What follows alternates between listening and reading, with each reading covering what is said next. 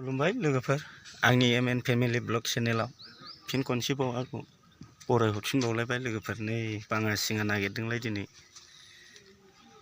नै नुबाय लोगोफोर मा मोनो मा मोना बाङा सिङाव नै बेफोरो नायदो गोदोनि दिनाव सनानि फिथरमोन दानि दिनाव बाङा सिङा रेजेक नंगौना नङा लोगोफोर बेखौनो लानानै मोनसे फिसा कन्टेन्ट बानायनो नागिरदों लोगोफोर नायलांबाय थादो भिडिअखौ आरो बेजों लोगोसे आंनाथ' हुदाया गाज्रिखा बाङा सिङाव ओंखारनाय लोगो लोगो माबा मोनसे जाजाग्रा बुस्थु नुबाथाय खानानै लांग्रा हुदा दं नुहुरबायना लोगोफोर बारसिखा बिबारखौ खानानै लांनो नागिरदां लोगोफोर गोदोनि दिनाव बिदि बिबारखौ हाग्रायाव खालाबायनानै जाबानो मोनजायोमोन खिन्थु दानि दिनाव बाजारावसो फानबावो बेखौ खिन्थु आं बाजाराव बायनानै जाया लोगोफोर नायलांदो नै खानोसै नुबाय नै लोगोफोर बेसेबां दङ नै खागासिनो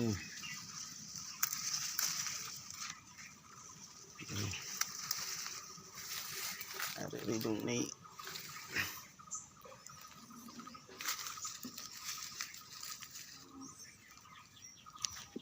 लोगोफोर थोबायलै ना लोगोफोर बारा बुरजा नाङा गोखा बुस्थुथ' जाय जानो हाग्रासो हायो जाय जानो हायिया हाया नंगौना नङा लोगोफोर थोलायबाय बेलाय मा बिबार होनो लोगोफोर बारसिखा बिबार ना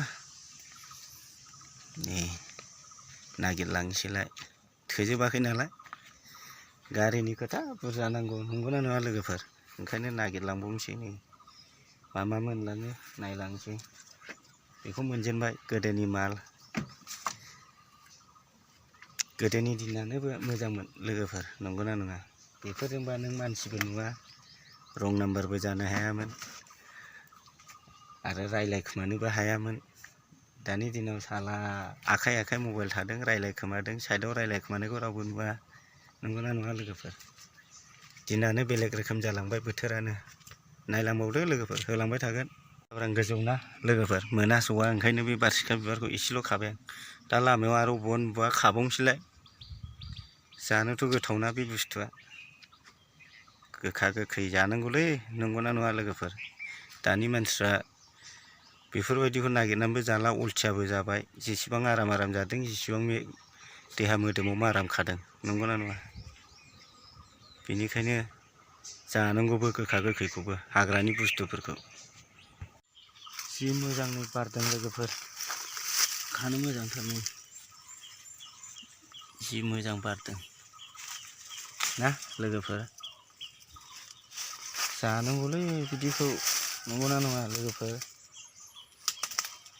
गायनानैसो लाहैनांसिगोन बे बिफांखौ मानो होनोबा दानि दिनाव मोनलाबायला खानानै बाजारावसो बायनानै जालायनांगौ जाबाय गोदोनि दिनावसो जानला मोनला खानानै जाबानो मोनजायोमोन खिन्थु दानि दिनाव गासिबो माबा मोनसेबो मोनजाला खालायलाबायनानै नंगौना नङा जायनिखि हायाव थाया मानो बेनो मालिक जायो नैबेयावबो जि मोजां बारदोंमोन लोगोफोर मोनासौला खानो गोदोनि दिननि मानसिफ्रासो जालाबायोमोन ना माब्रै लोगोफोर खाना लांनोसै जा मोनो दहायबो खाखाबायना लोगोफोर नुखादोंना नै खाबाय नै मा बिबार होनो बारसिखा बिबार ना लोगोफोर बेफोरबायदि हाग्रानि गोखा गोखै मैगंखौ जायैनि थाखायनो बेमार आजारा आजिखालि बारा जाबाय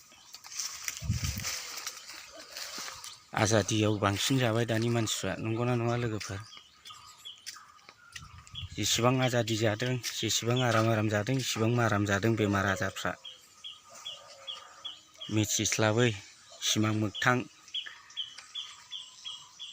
थांनाय दिन थांग्रा जालायलांबाय मानसिफ्रानो नंगौना नङा लोगोफोर जेथ' मानसिखौ सिमां मोगथां थैहोदों बेनो जाहैबाय प्रेसार ना दानि जुगाव खालि प्रेसार सुगार केन्सार ना लोगोफोर जेसेबां आलो जादों इसेबां गाज्रिसिन जादों देहाफ्रा दानि जुगावलाय सोरखौथ' दैखराव दै खावनाय नुबावो नुलाना दंखल बाहायबाय, दंखलखौबो सेरनो बावबाय दाना मा जाबाय मटरनि दैयाबो थोबावला दाना, मटर सेरनोबो बावबाय। मा खालामो दाना थाखा एसे जाबाथाय थिंखि बायबाय, थिंखिनिफ्राय बाहायबाय। थोबाय नै लोगोफोर, दहायबो खाखादां आरो दाबो खाबावबाय। आं बिदि गोखा गोखैखौ बिराद मोजां मोनो जानो लोगोफोर। गोदोनि दिनाव दा मैथा मोनामोन, लाफा सायख' जायोमोन हाग्रानि। दानि दिनावथ' अबहाय मैथा मोना जानो, दा बाजाराव मोनबाय लोगोफोर। मैथा गोरलै, मैथा बांगाल, मैथा गोजा। गोदोनि मानसिफ्रासो दा बायदिबा दिहुननो रोङामोन नालाय, ओंखायनो हाग्रानि लाफा सायख', थास' खिलि माबा खानानै जायोमोन। खिन्थु दानि मानसिफ्रा जाला, गासिबो बोथोर मोननायनि आवगायनो मोनजोबखायो। इलेक्ट्रनिक बोथोर, नंगौना नङा लोगोफोर? देखायलांबाय थागोन हानायखिनिखौ। दानि मानसिफोरखौ सोरखौ नुबावदों लोगोफोर? हाग्रा बंग्रा हाबनानै हाग्रानि मैगं दाइसे खानानै जानाय। नायनो बेसेबां समायना रमायना बारदों लोगोफोर, खानानै जानो बेसेबां मोजां।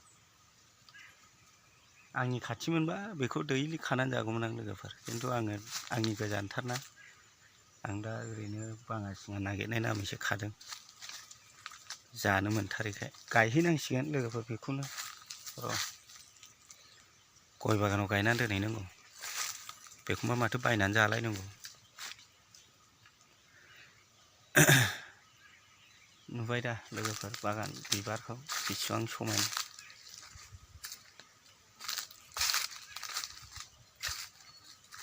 सोरबा गोखा जानो हायियाथ' जाखानाय नङा।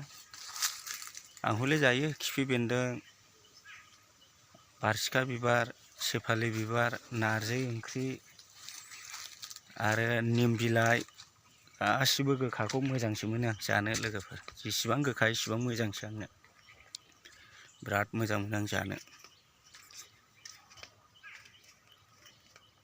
ओंखायनो गोखा गोखैखौबो जानांगौ, सुगार थुगारफोरनि थाखाय एसे एनै साबधान जाया बे। नै लोगोफोर दहाय खानाया नै बुरजा मोनबोथारदोंलै, नै नायदो। नै अनलाजोंसो जानोसैलायनो दाना बुरैया। आं होनबाय फाजा जानो, दाना अनलाजोंसो जानोसैलायनो। बावला नै गाम्बारि बिबारबो जानोसैलाय, अनलाजों गोथाव जायो गाम्बारि बिबाराबो। बेखौ मा होनोमोनलाय लोगोफोर? बारसिखा ना?